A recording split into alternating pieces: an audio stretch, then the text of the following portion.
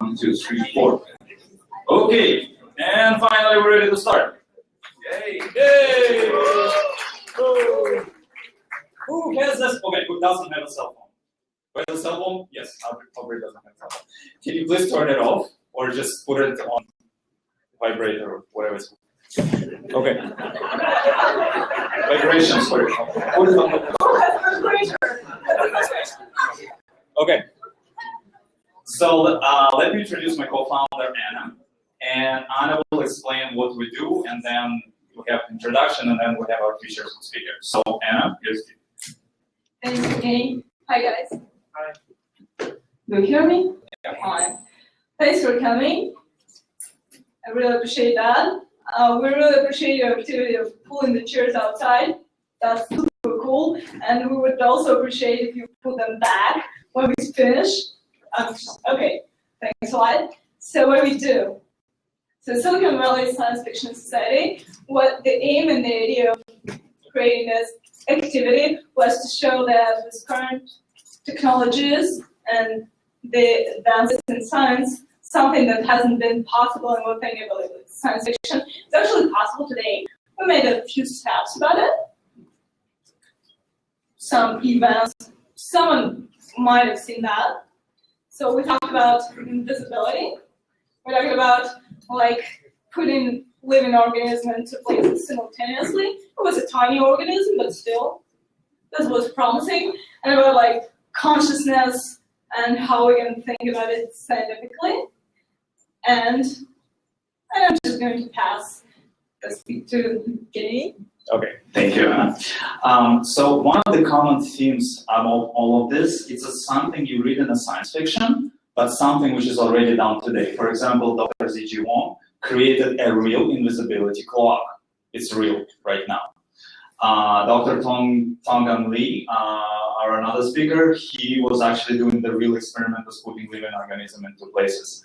And Adam Curry actually does the mathematical calculations to prove that collective consciousness exists. So all of those are actually scientists. It's not science fiction anymore. People are actually already working on this. So let me say the inspiration for this talk. You know that some of you seen this. A couple of years ago, I think BBC did an interesting program on Sir Nicholas Winton, and you can see him there. And at the bottom, at some point, they asked the audience to stand up. So what Sir Nicholas Winton did during the World War II, he saved children. He saved thousands and thousands of children. Their parents just gave them up, and parents probably went to the gas chambers, but children were saved. And when the audience stood up, and you see him crying over there, is because of this audience is actually those children who grew up. Some of them became Nobel laureates, and some of them became, a lot of people grew up there. So last year he passed away. And one of the things I started looking for is that somebody doing anything against aging, you get something like that to plan. I mean, this probably was something which is not fair. And the first question is somebody doing anything about it? So, you know who that is, right? This is what aging did to him. This is another actress. This is what aging did to her. You know who that is? This is how he looked like. If anybody doesn't think it's a problem, see? This is a real problem. Good. So you guys are laughing now, right? This is her. This is me when I was young. This is me now. And this is what I might look like. And for everybody who's laughing right now, this is you. Yes. So I want to see you laugh in 50 years. So, like I mentioned, and like Anna mentioned, what we do is we trying to get some topics which are real right now. What I mean by that? Who knows why the lobster is here? The lobsters do not age. Who knows why these jellyfish is here? Because it's immortal. Yes, this jellyfish is immortal, actually. In a biological sense, there's other things. I mean, yes, there's a lot of things you can put in there, but yes, there are already proof that organisms do exist, and there's already proof in the nature. So you have a choice. You have a choice between do something and not do something. Life and death. Age or do something about it. With that, let me introduce our featured speaker today. He is a founder of Sense Foundation and chief scientist of it. He is famous for many TV appearances, obviously. He's also famous for the best-selling book, Anti-Aging, Dr. AubreyDeGrey.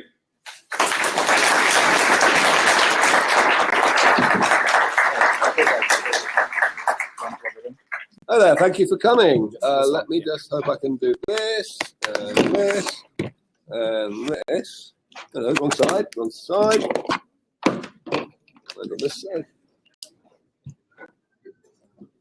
Good stuff. Thank you, thank you. All right, wow, so this is obviously a few more people than you guys, than Evgeny was expecting, and I'm delighted. Go away. That should do it. Right, so I'm going to try and speak for less than half an hour, which is always difficult. That's the end of the talk. That's not good stuff. All right.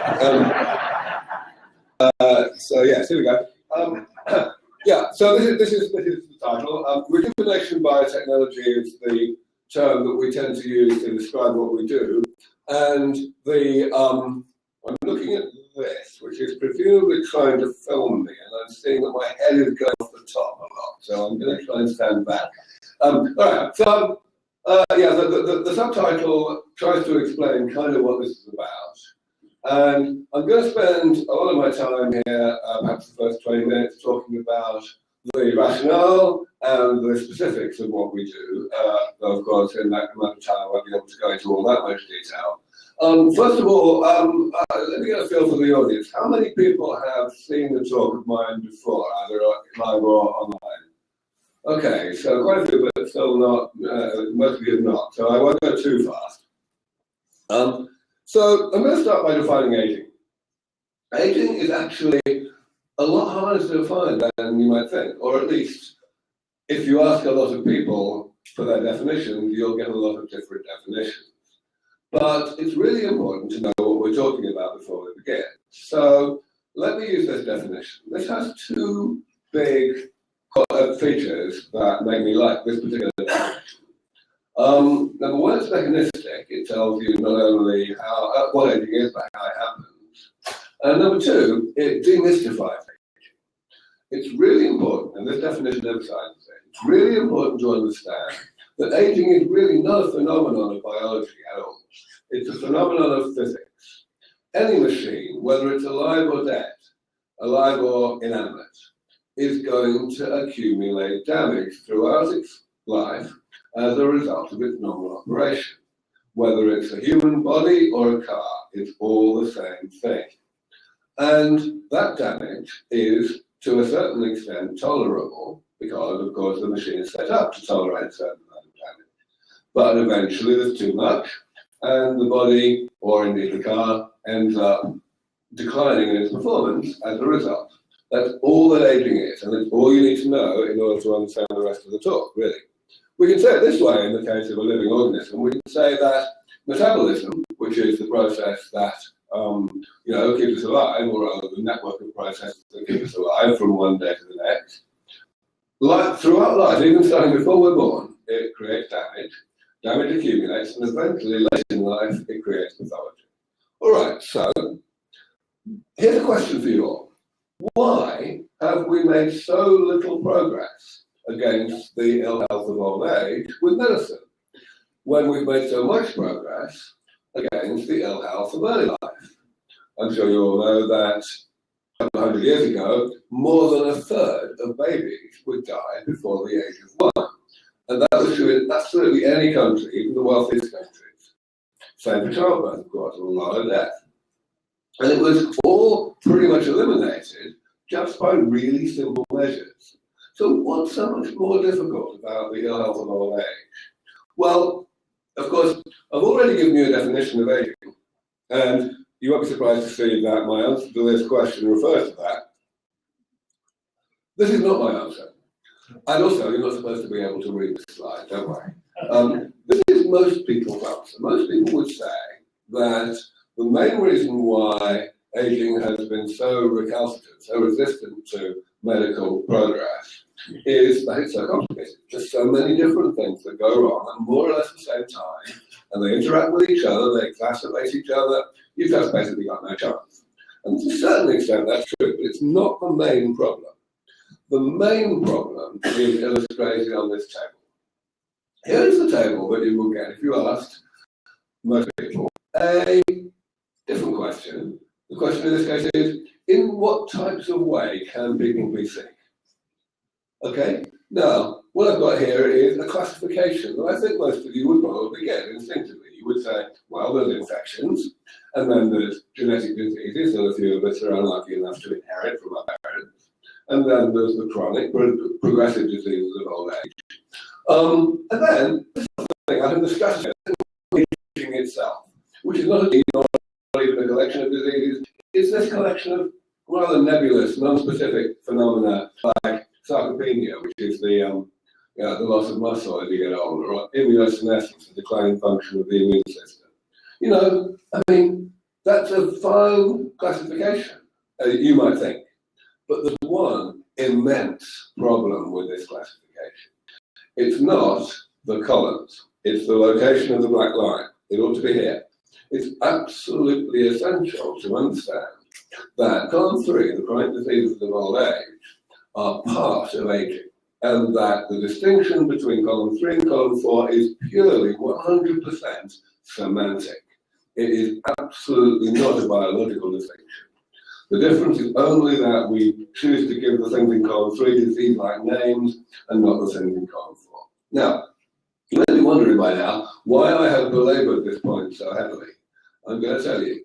The reason why this is so important to get right and why it's so tragic that people get it wrong is that it causes money to be spent and effort to be expended in completely quixotic and hopeless ways. In particular, more or less everything that is done to challenge, to postpone, to alleviate the things in column 3 is done on the basis that the things in column 3 are not part of aging, but rather they are diseases, pretty much indistinguishable, in fact, from column 1. So people spend billions and billions of dollars trying to find cures for the things in column 3 in just the same way as cures have been found for the things in column 1. It's absolutely ridiculous. It's easy to see that it's ridiculous if you just go back to my little diagram. What we're saying here is that geriatric medicine is all about directly tackling these pathologies as if they could be eliminated from the body. Well, hello, they are side effects of being alive. You're not going to eliminate a side effect of being alive without eliminating being alive, which would rather defeat the object. So let's kind of not do that. Let's think of something better. But unfortunately, the overwhelming majority, the vast majority of money and time that is spent, whether it's in research or whether it's in medical practice, trying to actually postpone the pathology of old age is spent in this utterly pointless way. So that is my first little rant. Now, I'm not the first person to point this out. In fact, it's been more than 100 years since people started realizing that this was a complete joke and that something else needed to be done. And what they did was they invented this field called gerontology. Now, gerontology is ultimately based on one fundamental concept, one fundamental observation, namely that aging doesn't go at the same rate in different organisms. Between species, there's a huge difference in the rate at which damage accumulates. We just heard from Evgeny that lobsters, for example, are as good as immortal, and we can come back to why they do so well if you're interested later on. But even within a species, there's a certain amount of difference between how one individual ages and how another one does. So you might think, and indeed these people, starting as I say a long time ago now, have thought that if we could study this phenomenon, this variation, really, really hard, and really get a good understanding of what was going on, then we might be able to translate that understanding into some kind of actual intervention. And it sounds like a great idea, doesn't it? But it isn't. The first reason why it's not a good idea is that in order to actually gain something in this way, you have to apply such therapies that, if you like, clean up metabolism. You have to apply them throughout life. And you know what? People don't like taking medicines throughout life when they're still healthy, especially if those medicines are experimental. You know, and if you don't start early, then you're not going to gain very much. Supposing, you know, taking arbitrary units, supposing you need 100 units of damage to cause pathology, and you don't start taking the therapy until you've already got 90 units, you can see you're not going to gain very much. That's one reason. But actually, there's a fundamental and much more profound reason why the gerontology approach has been completely unsuccessful, and it's this. You know what? Metabolism is quite complicated. This, what I'm telling you here, is a simplified diagram of a small subset of what we know about how metabolism actually works. And for those of you who write software, I'm sure you can immediately see that this is the ultimate nightmare of uncommented spaghetti code. Right? You are not going to be able to tweak this thing to stop it doing the thing we don't want it to do, the creation of damage, without, at the same time, stopping it from doing something we need it to do to keep us alive. It's just not going to happen. So it's an unstarter, unfortunately. But luckily, there is a third approach. And the third approach is what I call the maintenance approach, sometimes the damage repair approach. It says, let's actually not try to slow down this process where metabolism creates damage. And let's also not try to interfere in this process where damage translates into pathology. Instead, let us simply uncouple those two processes from each other. Let us separate them by going in and periodically repairing most of the damage. That's the fundamental concept, and it's really simple. In fact, in retrospect, it should be really obvious, though it had actually taken a while to get it to being really mainstream, but it's there now. So the idea is simply, damage repair. You uncouple the things, and therefore, even though damage is being created at the natural rate, it does not get to the pathogenic threshold. Here's the big reason why it should have been obvious to everybody, starting from year one. We already do it successfully with simple man-made machines. Now you're probably realizing why I made such a big deal about this definition of aging being a phenomenon of physics, not biology. A car accumulates damage, just like a human body. Different types of damage, fewer types, because a car is a simpler machine, but it's still a machine. And that's why most car manufacturers are able to plan the obsolescence of their cars and predict when we're going to come along and want to buy a new one. They know that most of us are lazy and we will only do roughly the amount of maintenance on our car that the law requires. So they know how long it's going to last. But if you happen to love your car and you decide to do an unusually comprehensive job of maintenance on it, then the result is that the car lasts indefinitely. This car obviously is more than 100 years old. It was not designed to be. It was designed to last probably 10 or 15 years, but here it is. So it really should have been obvious that the same thing would be true for the human body. Now, that's all very well, showing that the maintenance approach makes sense. But the next question, of course, is how easy is it? How practical is it? And therefore, of course, how soon can we realistically expect to be able to actually implement it? And the answer is essentially summarized on this slide. Because this is a short talk, I'm not going to really go through much of this, but I will emphasize just the top line because it's something that you're already familiar with. We've defined and specified these 7 different categories of damage. And we're confident that these 7 categories cover the bases, that there's category number 8 out there waiting to be discovered. Now, the purpose of this classification is to identify therapies, because what we're doing here is on the right-hand side of the table, there is, for each of the types of damage, there is a generic therapy that should be able to work for all examples within the category. So in the top line, we've got cell loss. You know what cell loss is, simply cells dying and not being automatically replaced by the division of other cells. That's all it is. And the damage repair approach to that is something you all know about. It's called stem cell therapy. That's what stem cell therapy is. You program cells outside of the body, in the dish, in the lab, into such a state that when you inject them into the body, they will divide and differentiate to create replacements for the cells that the body is not replacing automatically. That's all it is. And we can go down the list and talk about the same thing. Now, here's the unfortunate fact.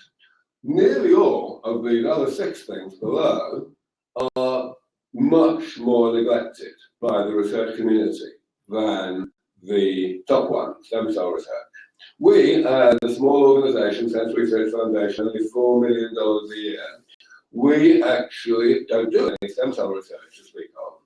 And the reason we don't is because lots of other people are doing it. We do, however, focus on the things that nobody else is working on to speak of, and we are making slow but steady progress in that regard. Here are some of our recent successes. The top thing up here is actually our first paper in Science magazine from 6 months ago. So progress is being made, but it is agonizingly slow. We are sure that if we had even an extra digit on our budget, just $40 or $50 million, a tiny drop in the ocean by the standards of medical research worldwide, then we could be talking about going 3 times faster, and that would save one immense number of lives. I'm going to spend a few minutes talking about one of our kind of flagship projects, because it's a little exciting and it gives you a feel for what we really do. And it's all about atherosclerosis. So atherosclerosis is, of course, the #1 killer in the Western world. It starts like this. It starts with a perfectly healthy white blood cell, a macrophage, in the artery wall. In the wall, the walls of our major arteries have gaps in them, and detritus accumulates in those gaps. And that detritus needs to be recycled. Macrophages are very good at that. They go in and they gobble this stuff up and they process it and they chuck it out again in a reusable form. But unfortunately, the detritus contains low but non-trivial concentrations of certain contaminants that poison the macrophage. In particular, there are various types of oxidized cholesterol that get into this part of the cell, the lysosome, and inactivate it, so that it can no longer process fatty material, lipids. And so it fills up with these lipids, and then eventually the cell fills up with these globules of fat. And that's what we call a foam cell. That's the first step of atherosclerosis. And of course, from there, everything just gets worse. More white blood cells come along to try to deal with the problem, and they can't because they also get poisoned, so they become part of the problem, and it all grows, and eventually the plaque bursts, and you get a heart attack or a stroke. Now, what we've done is we've identified bacteria that are able to break down the single most important contaminant, something called 7-ketocholesterol. And we've been able to identify the genes that allow them to do this. Then we had a really heavy trick, which took us years, to actually get those genes working in human cells. Human cells and bacteria are very different in structure, so it was a lot of work. But eventually we got this result, which is essentially showing that for a variety of different concentrations of this thing, 7-ketocholesterol, you can get a much greater level of viability, of survival of the cells in culture, if they've got this engineered gene of ours relative to these various negative controls. So cells that don't have the gene, or they have a different gene, or they have the right gene, but they haven't been re-engineered. So that was a nice discovery, and we were actually able to get someone interested in taking it private a couple of years ago. So that is beginning slowly to move into the private sector, and with a bit of luck, it will actually see the light of day in the clinic in due course. So that's all the science I'm going to talk about. So the rest of my time, I'm going to probably talk for another 10 minutes or so, I'm going to talk about the consequences of this work. This is something that tends to get me in a lot of trouble with a lot of different audiences. But I think an audience that's a science fiction society is probably rather well equipped to be able to understand a lot of what I'm going to say next. First thing I want to say is our goal is to keep people healthy. If you come across me in the media, you will find that nearly all of the articles written about me and about our work have the word immortality in the title, or at least living forever or something like that. It's a big problem because that kind of sensationalism, yes, it sounds good, but it gets, it sells papers, so it gets the word out, but it trivializes this work and makes it sound as though it's never going to happen. It makes it sound as though it's really entertainment more than education. So I always have to emphasize this right at the beginning. We don't work on longevity at all, let alone immortality. We work on health. We're interested in keeping people as healthy as possible, as long as possible. And what that means in practice, with this kind of rejuvenation biotechnology, is that we should be able to keep people truly youthful as the young adults in this room, however long ago they were born. Now, if that's true, then we acknowledge that there will be a rather dramatic side effect in terms of longevity, namely that people will maintain the same risk of death in the given year that they had when they were young adults. Now, at the moment, the risk of death in your 20s is pretty low in the industrialized world. If you reach the age of, let's say, 26, your chance of not reaching the age of 27 is less than 1 in 1,000. And that, of course, is what leads to my, some people would say, rather unwise prediction that actually a lot of people in this room will live at least 1,000 years.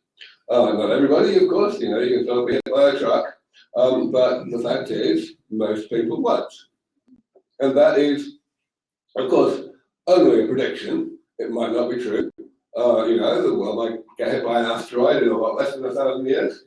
Now, we think, however, I'm going to say that this is a good thing. Now, this is about people being gone out of business. It's kind of not directed at you guys. Of course, it's directed at professions like undertakers and all manner of other people, pension firms. I give a lot of talks to life insurance companies and so on. So that's all very well. But the fact is, we've got to look at the details of this in order to have a rational conversation about it in society, because that rational conversation is required in order to actually get more funding to get this work to happen. If people think irrationally about this, they will come to the conclusion that it's not important, or even worse, that it's actually undesirable work, and therefore they will not be terribly inclined to add money to it. So, I want to go through these things. A lot of people feel this way. They say, well, okay, why don't we hear about this from Harvard professors and so on? Why do we only hear about it from AubreyDeGrey? And that's a fair question, which I shall come to in a moment. Second question is, what are the consequences? How soon is this going to happen? Are the consequences significant, important for me? And thirdly, will society let it happen? So, what have I got here? I don't actually have the business about the mainstreaming, so let me talk about that without slides. 10 years ago, 12 years ago, when I started talking about this in anger, so to speak, I got a lot of pushback from many of my colleagues in gerontology because they really didn't understand what I was saying. But the great news is that that's no longer true. Not only, of course, have we actually made genuine progress in the lab, but also a really big thing is that more and more really world-leading researchers, totally credentialed people, are coming forward and endorsing this approach. In fact, a few years ago, 3 years ago, a paper came out in Cell, one of the top journals in the world, that was a complete just reinvention of this whole idea that I published a decade previously. And, if you take the view that there's no end to what somebody can get done if they don't mind not getting the credit, then, that's great, really. And it is, it's great that these people are actually saying exactly what we said. They're not saying it quite accurately, but they're getting it fairly right. And that means that this is now mainstream idea. But yes, let me move on to step 2, which is this business about whether it's significant for people in this room. And I'm going to do that in 2 steps. First, I'm going to talk about how big the longevity benefit is actually going to be. Now, a lot of the misunderstanding of what I've said has arisen from the longevity predictions I've given of 4-digit lifespans, and from not paying attention to the fact that I make that prediction as a result of 2 stages of progress. The first stage, let's call it Sense 1.0, revolves around the work that I showed on the table a few slides ago, the 7 different types of damage that we need to fix, and the various approaches, the corresponding approaches that we are developing to actually implement those fixes. All of that, I think, is likely, once it's all implemented, to give us perhaps an additional 30 years of healthy life, and therefore total life. And 30 years is nothing to sneeze at. It's going to be very nice. But it sure as hell doesn't get us to 1,000. So you may be asking, where's the catch? The catch is that because these are rejuvenation technologies, things that are applied to people who are already in middle age, and you take them backwards into a biologically younger age, what you're doing, what you will be doing, is buying a lot of time. What's going to happen is you're going to take people who are, let's say, 60, and you'll rejuvenate them, not completely, because the therapy won't be perfect. Sense 1.0 will not fix all the damage. But you'll rejuvenate them well enough that they'll get at least 30 years. They won't be biologically 60 again until they're chronologically 90. And 30 years is one hell of a long time in technology, any technology, including medicine. So what that means is that we are very, very nearly certain by the time this person hits 90 to have improved SENS to SENS 2.0 to a form where, even though intrinsically the damage that the 90-year-old is carrying is harder to fix than the damage that that same person was carrying 30 years earlier, nevertheless, we will be able to fix that damage more effectively because of the improvements. So that they won't come in and be biologically 60 for the 3rd time until they're chronologically 150. And so on. The idea is, of course, simply that we kick the can down the road. We stay one step ahead of the problem as long as we like. I gave this particular name to that phenomenon a long time ago. I call it longevity escape velocity. So that's how big the effect is. Essentially, when we get even to Sense 1.0, getting these therapies that we're already working on to really function properly, that we will have a very imperfect therapy, but its consequences for the people who get it will be exactly the same as if that therapy were completely 100% perfect and we're absolutely getting rid of every last iota of damage in the bodies of the people who receive the therapies. So you may be thinking, well, okay, how soon are we going to get there? And of course we don't know. This is pioneering technology. And nobody can tell you anything certain about how soon something's going to arrive unless it's going to arrive in the next couple of years. So I don't know. But I don't think it is responsible for someone like myself who pretends to know what we're talking about to actually simply stop there. I believe that we absolutely have a responsibility to give our best guess to the world, because otherwise your guesses are not going to be so good as ours, right? And in particular, your guesses are going to be vastly over-pessimistic because of the history of failure against aging. So, I think that we have a 50-50 chance of getting this all going in the next 20 or 25 years, just so long as we get more money in the door. I think it could be at least an additional decade if we don't. And that's 500 million lives, just in case you hadn't done the arithmetic. So, that's good. Now, I do think that there's at least a 10% chance that we won't get there for 100 years. But I don't care, because a 50% chance is quite enough to be worth fighting for. Furthermore, as I said, longevity escape velocity is going to happen. But the kicker that I really want you to focus on, the thing that you really ought to make you think, well, okay, I'll worry about it when it happens, the thing that should dispel that thought, is what I'm writing at the end. The shit will hit the fan not when these therapies arrive. The shit will hit the fan when these therapies become widely anticipated, when people start to think that they're probably going to live a very long time. Because a huge proportion of the most fundamental decisions that we all make in our lives revolve around our expectation of how long we're going to live and how long we're going to stay healthy. What kind of life insurance we get, what kind of health insurance we get, how much we look after, we provide for our kids, and so on and so forth. And all of that will have to be completely recalibrated when these therapies come along, and it will be recalibrated when these therapies become widely anticipated. Now, I believe that that tipping point in terms of anticipation is very close. I believe that it's quite likely to happen in the next 6 or 8 years, because ultimately it doesn't have to happen in the clinic. It can happen in the laboratory. If you take middle-aged mice and you double or treble their remaining lifespan, every person who has the credential as a senior gerontologist, however mainstream they are, however commercial they are going to be on camera saying, yes, this rejuvenation thing is going to work one day for humans.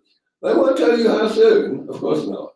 But if they say it's only a matter of time, you can be damn sure that the following day, Oprah Winfrey is going to say, well, let's make it a little less time then. And the very day after that, it is going to become impossible to get elected, even if you are Donald Trump, without a manifesto commitment to have a war on aging, to put the most insane amount of money into not only hastening the development of the therapies, but also all of the infrastructure that will be required, all of the training of medical personnel and so on, to ensure that as soon as the therapies actually come to fruition, they can be administered free of charge if necessary to absolutely anybody who is old enough to need them. That is what's going to happen, and it's going to happen rather soon. So let me end in the last couple of minutes just by talking about sociological consideration. I spend my entire fucking life having to answer questions like this. It is absolutely soul-destroying. It really is. I mean, honestly. And of course I know that these are sincere questions. It's okay to actually think about these things, to wonder where we're going to piddle people. It's not okay to raise these questions and then immediately switch one's brain off and presume that the answer is, oh, it's going to be absolutely catastrophic, there are going to be no answers, we mustn't do this. You wouldn't do that for Alzheimer's disease. You wouldn't do that for cancer. So why do it for the panoply of all of these things? And this again, of course, is a reason to emphasize that the disease and old age are parts of aging, and therefore you can't have a radically different attitude to the desirability of eliminating some parts of aging and not other parts. Now, I'm not going to take time to go through all these. I'm fairly sure you can work out for yourself things like that, dictator is fairly high on the league table of risky jobs, and most dictator diabetes. It's just not the way to think. The way to think, whenever anyone comes up to you and says bollocks like that, is to tell them this. Tell them actually it will be quite nice not to have Alzheimer's anywhere. Nobody with cancers, age-related cancer, nobody with atherosclerosis or osteoporosis and so on and so on. And all the other things, the fact that everyone's going to be far more prosperous because nobody's going to be sick enough to need to be paid to do nothing until they die. That's why we have pensions, right? We don't have pensions just because we like people who are over 65. We do it because we're very sorry for people who are over 65 because they're about to die. And, that's not going to be true anymore. So this is the way we need to be thinking. All right, so I will stop there. Oh, not quite. I'm just going to mention very briefly, so we are in Silicon Valley, that the work that we've been doing has, in a number of cases now, got to a point where we'll be able to get interest from the private sector. We are a non-profit, a 501c3, but our goal is absolutely to create a rejuvenation biotechnology industry, and therefore we definitely are looking. We generate IP, which definitely are looking to spin out all of our technologies as soon as they get far enough along in that way. This is an example. It's a company actually run by one of our proteges, and it works on something rather similar to the atherosclerosis example I gave you earlier. In this case, macular degeneration, which is caused again by the accumulation of molecular garbage inside the cell. Different type of garbage, but there you go.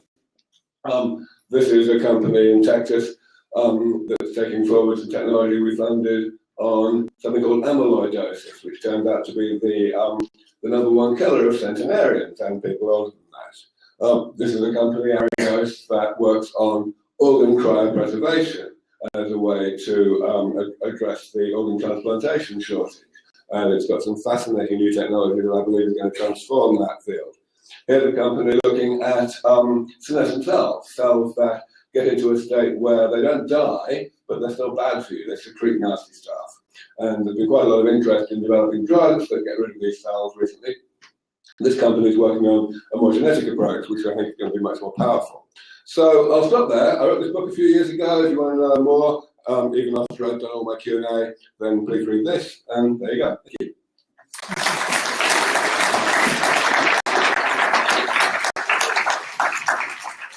Okay, so here's what we're going to do. I'm going to ask a couple of questions, and then we're going to open up the questions for people who want to ask Aubrey the question. You can line up here, like right here, so because they're long. So first question, let me ask like that. So in here we have we have like Stanford students, we have professionals from Silicon Valley, we have different people. What can they do? Right, yeah. So, of course, you're absolutely right. With a varied audience, the answer to that question is not the same for everybody. If you're a billionaire, please see me later. If you're a journalist or a conference organizer, obviously also see me later because you can interview me or you can get me on stage or whatever. And not just me, our colleagues who we're talking to. And, yeah, get the word out. It's all about education. One thing that absolutely everybody can is advocacy. You can go out and actually tell all of this to your friends, your family, your colleagues. Get them to understand that actually, even though this is a science fiction society, the defeat of aging is not science fiction anymore. Everybody can do that. But ultimately, let me be perfectly clear, it's all about the money. 20 years ago, when I got into this field, I had 3 problems to solve. Number 1, I had to figure out how to fix aging. And that's what I just told you, the maintenance approach.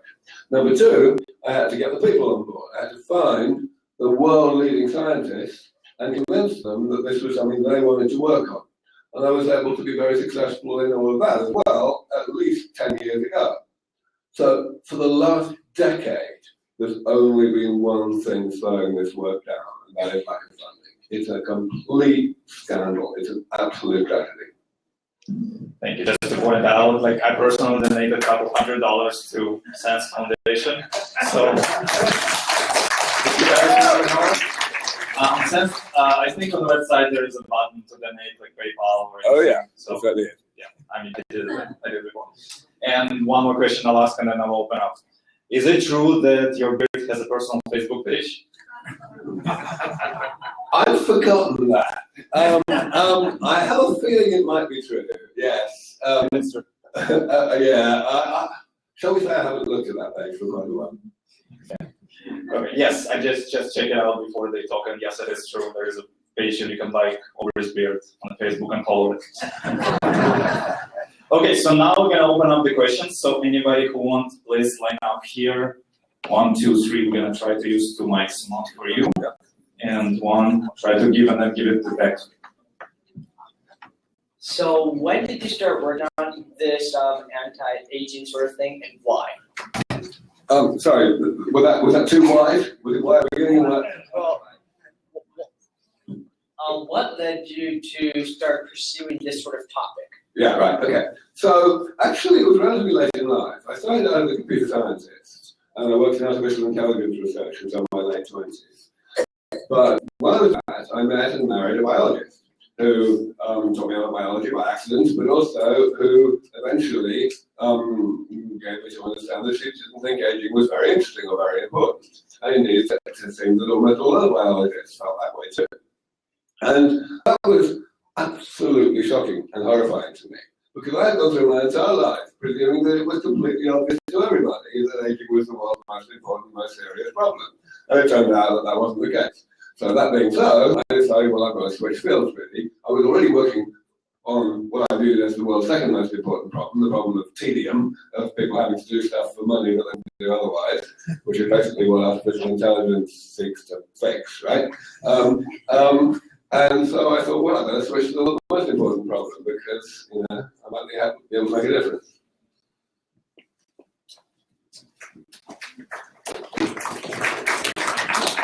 Thank you for your presentation.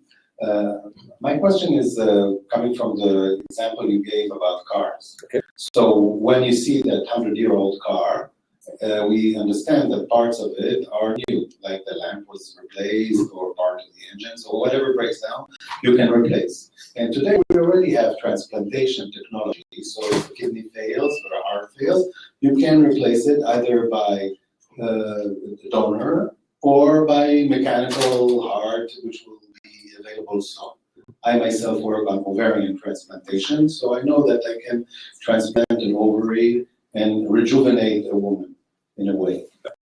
So my question to you is, let's say it is possible to keep replacing and fixing. When is it still you? Till when is it still you? Yeah, so this is of course an old question. That's so old. It exists in Greek philosophy called the ship of Theseus. I don't think it's a very interesting question, to be honest. It seems to me that it's just a question of scale.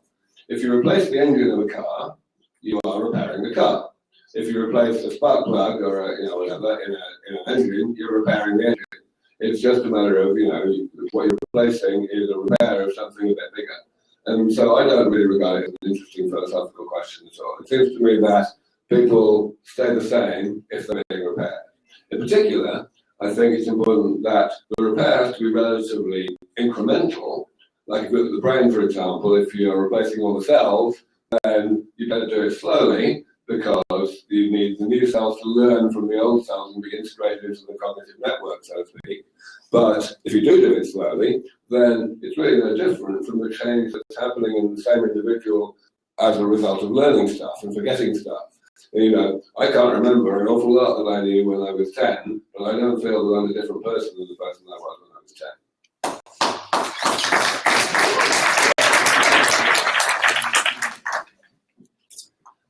So far you're speaking about the longevity, extension of longevity. What about the quality of life? Is there any inherent contradiction? Right, so the big reason why I have this huge slide that said in huge letters, we don't work on longevity. I think it's absolutely essential to understand, to everyone to understand, that longevity is a side effect of health. Today, the reason why people ask this question, and they come up a lot, is because today it's not like that. Today, when we don't have longevity medicine that works, what we have instead is a trade-off between quality and quantity. And the trade-off exists simply because there are plenty of things that people like doing that are bad for you. Makes sense. But in this world, when we have these medicines, quality will be coloring quantity. They will not be on opposite sides of some trade-off. They will be on the same side. Would that be irrespective of bad habits? Or Absolutely. That's actually something that's rather important. So you may be thinking, okay, can I go to McDonald's more often in the post-aging world? You're damn right, you will be able to. I wouldn't have that. But don't do it yet.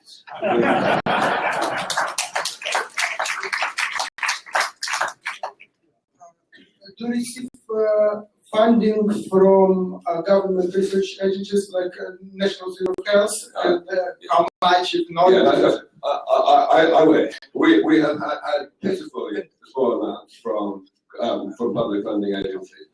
Fundamentally, the difficulty here is that our work is very high risk, high reward.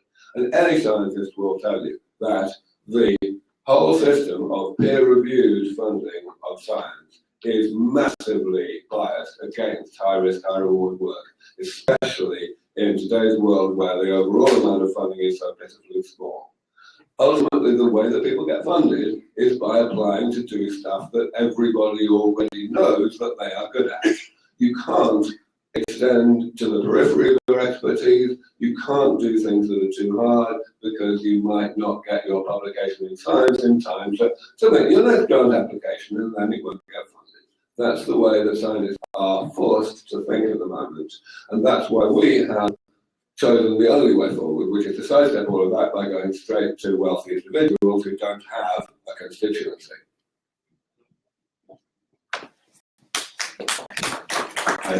So I was wondering, what medicine or lifestyle choices do you currently pursue to stay healthier or live longer, and what do you recommend us to do? Yeah, don't use me as an example. One thing that I definitely don't do right, I don't get nearly enough sleep. I travel far too much and so on. But of course, my logic is, for myself, that I'm probably hastening the defeat of aging by a larger margin than I'm shortening my life by. So it's in that way. Of course, the real answer is that the reason I don't look after myself is because I'm driven by humanitarian goals, not by personal goals. But yeah, I mean, obviously, don't smoke, don't get overweight, and so on. But unfortunately, no, I can't give you any extra new tips, things that you can do today for your health that will actually postpone the ill health of old age. The only thing that you can do today that will significantly increase your probability of reaching longevity escape velocity is to give me large amounts of money.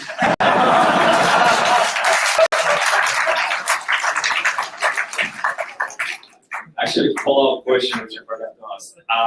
What do you think about calorie restriction? Yeah, so calorie restriction is a great example. The whole concept of what I call the gerontology approach in my talk is something that, as I said, arose maybe 100 years ago in principle. And people gradually, put a few pieces together here and there. But they began to realize what I said, that metabolism is just too completely intractable. And so by the 1980s, gerontology had given up on intervention, pretty much entirely. When I'm feeling frivolous, I tend to compare gerontologists of that era to seismologists. They know that the thing they study is bad for you, but they don't try to do anything about it. They just try to get out of the way. So it was like that. And you look at things like the subtitles of conferences, of annual conferences of the big societies, and they're always talking about it as a phenomenon to be studied rather than to be intervened in. That all changed about 20 years ago, 20 odd years ago now, when a couple of research groups discovered mutations that could very greatly extend the longevity of nematode worms. Now, the reason I mention all this in answer to your question is because those mutations were parts of the pathway that those worms use to respond to famine by extending their life, their version of calorie restriction. Okay? Now, that's all great, and indeed it was so great that it caused a massive resurgence in the respectability of gerontology and people's view of the tractability of intervention in aging. But it was a complete false dawn. And the reason it was a false dawn is very straightforward. These metabolic pathways that have evolved to allow animals to live longer in response to famine are much less powerful in species that are longer lived than in species that are shorter lived. You can get as much as 10-fold increase in lifespan now in nematode worms, which normally live like 3 weeks.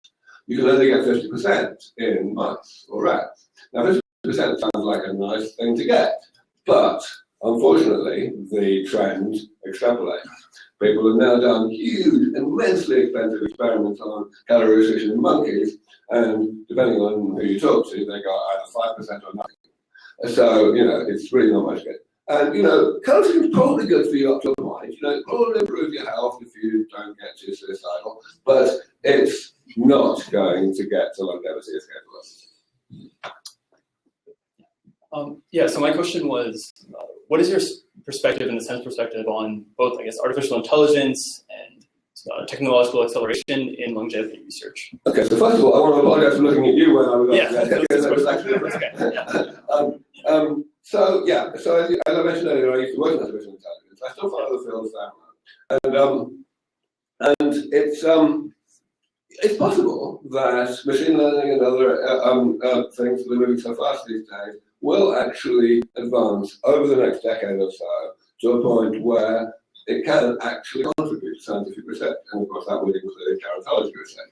I would be overjoyed if that was the case, and for sure, if it were the case, then the prospects would be quite bright for hastening the defeat of aging that way.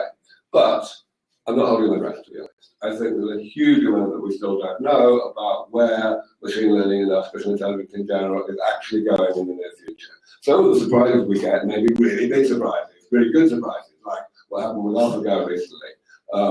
But most of the surprises we've had in artificial intelligence have been the opposite. So I don't know. Well, you're focusing on human body as it is now, health of a human body without any modification or whatever. But we already have maybe double the lifespan from the ancient time, and maybe the limit is close. So, how do you think?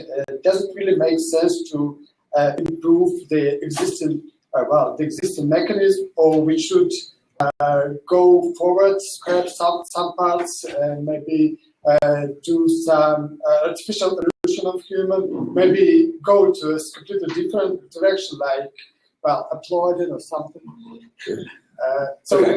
It's definitely a decent goal to work on longevity in a short time. I got a question. So yes, life expectancy has indeed doubled or more in the past couple of hundred years. But that's because we have more or less eliminated infant mortality, early life mortality. And so I think the point we're getting at is that in recent years, let's say since World War II, there's been only a considerably slower improvement in the industrialized world in longevity. Now, it's been significant, even though it's been slower than it was in the previous century. But still, it's definitely slower. And people are saying, a lot of people are saying, and I think they're right, that it's going to slow down more over the next 10 or 20 years. Because we are indeed hitting limits. We are hitting diminishing returns in terms of what we can do to let people live longer by not smoking or by not getting overweight and so on. And that means that in order to get anywhere beyond roughly where we are now, let's say a maximum lifespan of 130, or life expectancy of 90, we're only going to get there by doing something radically different. Now, the point about damage repair is it is radically different. The limits that we have at the moment can be explained biologically. It's simply the fact that metabolism has to happen. The single worst thing that you guys are doing right now for your longevity, guess what it is? Anyone know? No, not sitting down. Very good. Breathing. Breathing is really bad for you, right? Because it creates free radicals, and that's what causes most of the damage that we get. But it's fairly non-negotiable. So,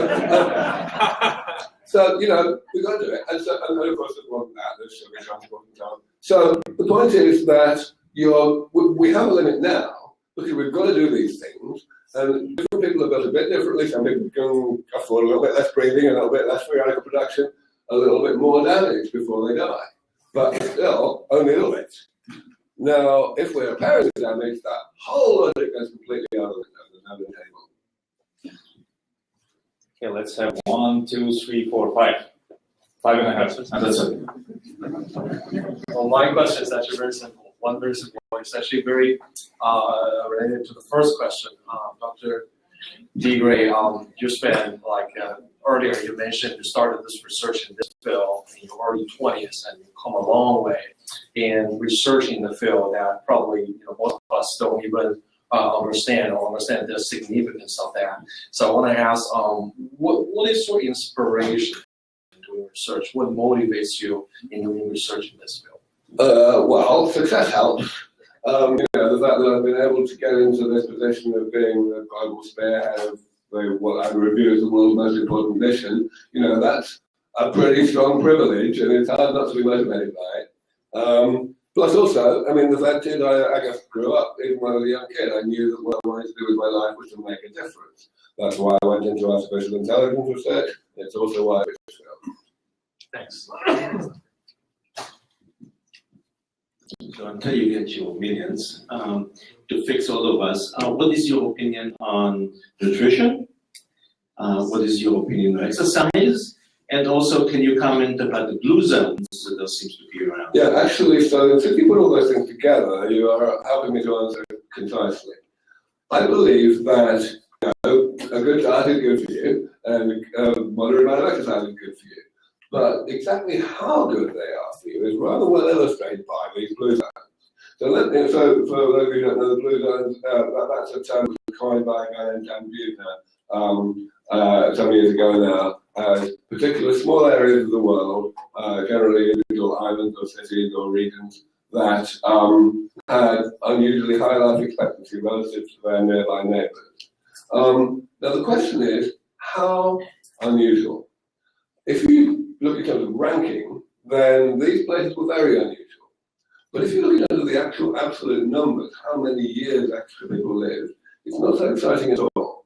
Let me use the example of Okinawa, well, probably the most famous example. Okinawa is an island at the southern end of Japan, and it's famous for the fact that it has a culture of eating very little, essentially culturally imposed calorie restriction. It's gone away now, by the way. They discovered McDonald's a few decades ago, and it's all completely down to part. Yeah, that's what it used to be. And the thing is, people will say terribly sensationalist things like the number of centenarians per head in Okinawa is 4 times as many as it is in mainland Japan. Now, that sounds pretty exciting, doesn't it? And it's true. But what does it actually mean? It turns out that centenarians die at a roughly 50% mortality rate. In other words, your average centenarian has only a 50-50 chance of making it through the coming year. Right? So what that means, if to those of you who can do arithmetic, is that the proportion of people who reach the age of 100 in Okinawa is, yes, it's 4 times as many as the number who reach 100 in mainland Japan, but it's only the same number that reach 98 in Japan. They've only got 2 years extra on mainland Japan. Now again, I'm not saying that those 2 years are worthless. Of course they're useful, but it's only 2 years, and we must absolutely not get fixated on what we can see today, whether in terms of lifestyle or genetics or whatever, as some kind of ultimate solution, or even some kind of stepping stone to an ultimate solution, because it isn't. Hi. I want to make an analogy between human life and how the computer systems work. So we, or most of the people, we observe that the hardware of the computer system doesn't die very soon, but the software dies pretty soon. Like we have to update it. Like if we do not update operating system, it stops functioning properly. So what my thought was that, but we, in case of human as a system, we do not have anything analogous to software update. So what are your thoughts on that? You know what, I don't know, mate. I can't think of anything intelligent to say about that distinction. Yeah, of course, we're basically hardware. We're really complicated hardware. You could say that we have got a lot of software because we have all this automatic self-repair built in. You know, you can think of self-repair in the computer system as including things like garbage collection, which is definitely software, right? So I think it's just hard to make the analogy really stick in a useful way.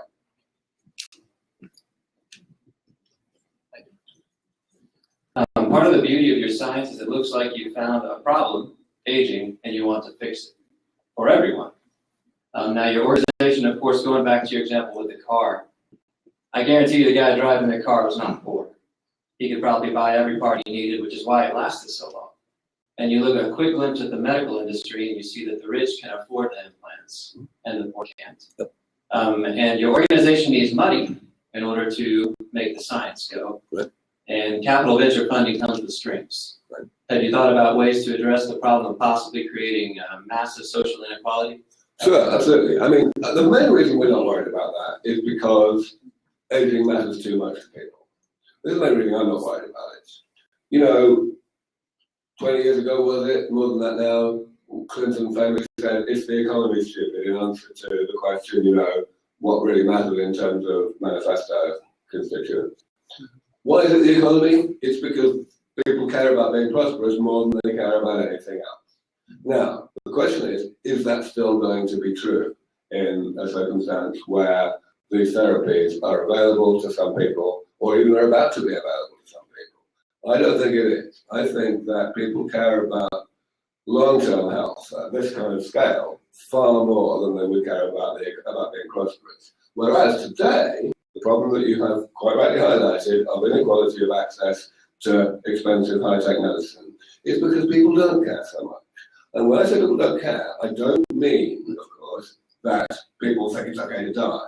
But they understand the cost-benefit ratio, at least intuitively. They understand that in case of medicine for the elderly, it doesn't work. They might get, an extra very short amount of additional life, but it won't be much fun life, and it will cost a huge amount of money, so they kind of don't fight for it, they don't vote for it. And that's going to matter a lot. The other aspect, which is a much more mercenary and perhaps therefore more realistic argument, is that it's going to pay for itself. People who are sick don't contribute wealth to society. They consume wealth. So I made my little joke about pensions earlier on, right? It's really going to happen. There is going to be a completely different social contract when your ability to contribute wealth to society does not depend on how long ago you were born. Okay, thank you.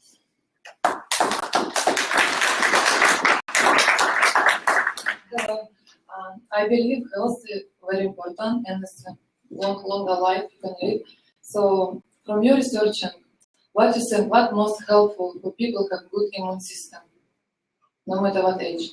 You mean what's to improve the immune system, or what's for people who already have a good immune system? I think I would like to know what can help for people who have strong immune system, like from your research. You mean too strong, as in they get allergies, they get autoimmune diseases, Yeah. Is that what you mean? Oh, okay. So the immune system is a really, really complicated network of processes. It's a big part of metabolism. And it defends us not only against infections, but also against cancers and so on. It's a big deal. Now, the difficulty is that when the immune system gets old, as things stand today, it gets less precise. And that allows it to do two things wrongly. First of all, it's less good at fighting infections. And second of all, it's less good at not fighting body itself. So autoimmune problems that are very often age-related. So both of those things arise from the same phenomenon, loss of what's called polyclonality of a particular subset of white blood cells. The way to fix that is, the main way to fix it is to replace an organ called the thymus, which exists in young people, but everything goes away by early adulthood. And the consequences of that are delayed by decades, but they do eventually happen. People have been making great strides over the past few years in developing new ways to replace or regrow the thymus. And I believe that this is going to make a huge difference to the problem of immune senescence, which includes both the problem of having too weak an immune system and also the problem of having too strong an immune system. Okay, and the last question. First of all, thank you so much for the great talk. It's a really interesting topic. So I just want to make a comment and then ask a question. So you initially said that, infectious diseases were eradicated early on, and then, over the centuries, and then age-related diseases, it takes so much longer. Well, I think that really infectious disease is so much easier to eradicate, right? You have one bacteria, virus, you know what the cause of the disease. Now, with the human cells, the aging process, so much more complicated, right? So my question is, right now we know there are so many universities, research centers are working, maybe not in such a comprehensive way as you do, but they're working on different aspects of the problem. For example, gene therapy, right? Okay. Identifying mutated gene and then replacing it with either as a person is born or in the process of life, the genes get mutated. So I just read recently that researchers at MIT is trying in rats to replace the faulty genes. Then there is organ transplant, as someone has already said. Then there is cancer immunotherapy. I know Israel is trying to inject stem cells in people affected by ALS. So how is all this research that's going worldwide now is different from your research? So a teeny tiny proportion of it is actually useful. For example, some of the work that you mentioned includes stem cell therapies. And I mentioned stem cell therapies as things that are absolutely vital for this type of approach. The only reason we don't work on them is because other people are. There are other things. You mentioned gene therapy. So, for example, there's this thing CRISPR, this gene modification technique that people are really so excited about at the moment. Absolutely, we're going to be needing to use that. But nearly everything that is done in medical research for the disease of old age worldwide has one of the two problems that I mentioned earlier on. Either it's fundamentally trying to do geriatric medicine, in other words, it's trying to attack the pathologies of old age directly, even though that approach is obviously going to become progressively less effective as the patient gets older. Or they're just like treating the thing as just a complex problem and not trying to be systematic about seeing where it all comes from. I think fundamentally that's the big tragedy of current medical research. Thank you. Okay, so let's give big round of applause to Aubrey.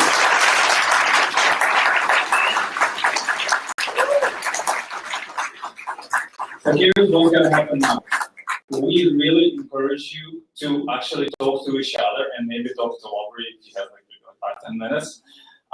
And talk about the subject, right? So Aubrey brought up the subject, told us a lot about it, but just talking between ourselves, we can discover a lot, and maybe one of you even have like a good suggestion which might help. So again, talk amongst each other, and please go to our website, and we have like more interesting speakers. If you want to know what next events we have coming, please go to the Facebook website. Thank you very much.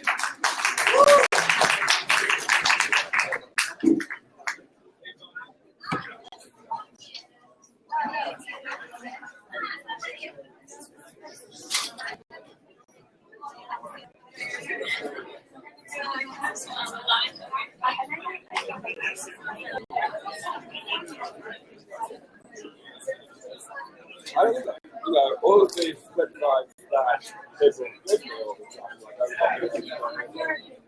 time, I have what I view as completely unidentified.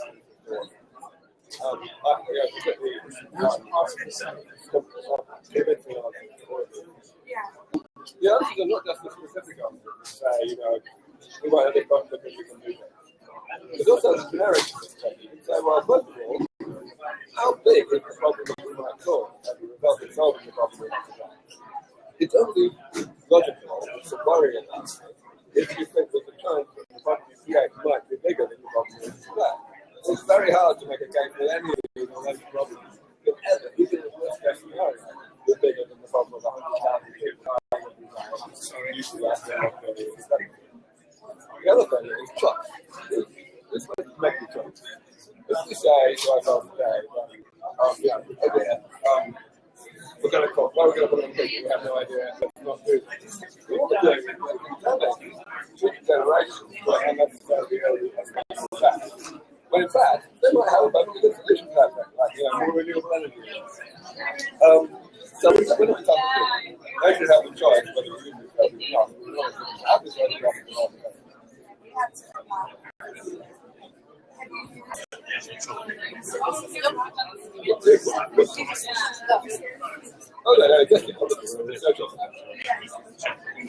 Quick question. You mentioned about breathing. About what? Breathing. Yeah. How is that? Because of the free radicals? Yep. But how about just holding your breath for a long time, like free diving or doing I have no idea about free diving. I would imagine that it doesn't make much difference because at the end of the day, the oxygen is being used. It's average at the time, right? So that's oxygen is used. I have no idea whether free diving is that. Yeah, I was wondering whether it's better for the brain. I'm not interested about it. It might be, but I don't know.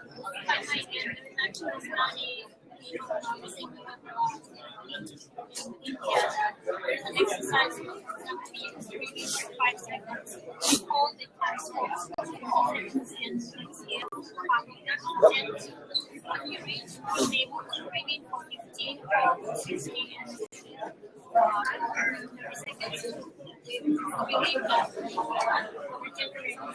2016? There are a lot of things about really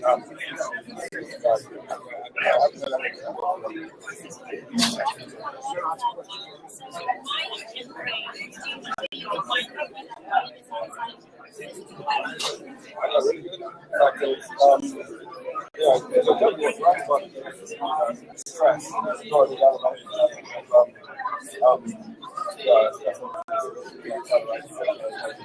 But yeah, well, mine.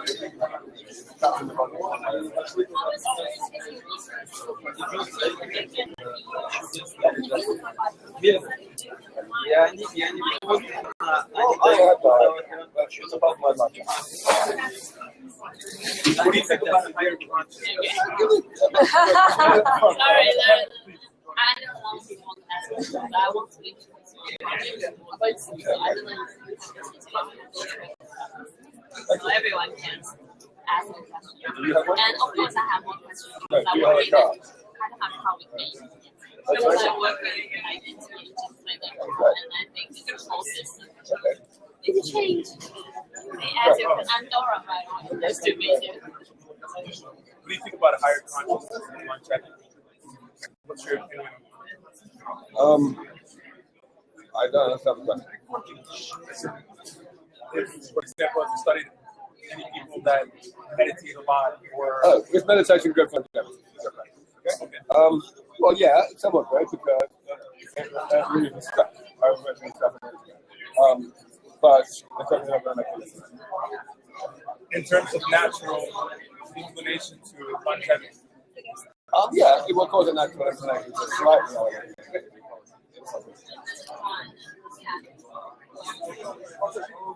I think you want a different approach, like not just fixing damage, but reducing damage. And it's already happening. My grandparents in their 60s looked much worse than my parents in their 60s. Like 10 years ago. And maybe 100 years ago, it was another 10 years worse. So I wonder why, and I wonder is it possible to do that? Okay, so that's not just have a look, they actually people just die of it. No, I don't think about dying. But they did also die. Yes. So generally, when you live a long time, they do so not by staying in an unhealthy state for a long time, but by being younger than average in their age throughout their life. So it's not exactly looking at injuries, so how people look at it nowadays and how long they live. Now, what that means for longevity is why, you have to look at why, it's basically because of what I mentioned earlier. If you're nutritionally poor and you're doing too much manual labor, you're going to damage your body. But we have now reached pretty much diminishing returns in the industrialized world. We're not going to be able to get very much in the So you mentioned out of the 7 methods of maintaining damage, okay, cell therapy is one of them, but of the other 6, methodology do you think is going to be the most robust, most effective? Well, not going to be in conjunction with all this organ transplantation. Including stem cell therapy. You can't rank the 7 because they all need to be done. Every single one of the corresponding types of damage is perfectly capable of killing you on its own, however well you fix it. So you've got to do all the 7 types. All the 7 types. And do you reckon that with the regenerative medicine for organs, that you can still push the Я забыл выключить